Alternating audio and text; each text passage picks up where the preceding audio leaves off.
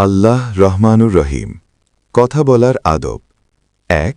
কথা বলার পূর্বে সালাম দেয়া। সূরায়ে নূর ৬১। ২. সতর্কতার সাথে কথা বলা, কেননা প্রতিটি কথা রেকর্ড হয়। সূরায়ে কাফ ১৮। ৩. সুন্দরভাবে ও উত্তম রূপে কথা বলা। সূরায়ে বাকারা ৮৩। ৪. অনর্থক ও বাজে কথা পরিহার করা। সূরায়ে নূর ৩।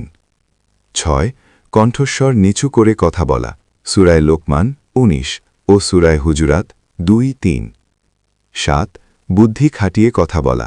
সূরায়ে নমল ১২৫। ৮. গাধার মতো কর্কশ স্বরে কথা না বলা।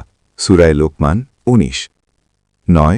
উত্তম কথা বলে শত্রুকেও বন্ধুতে পরিণত করা। সূরায়ে হামিম সাজদা ৩৪।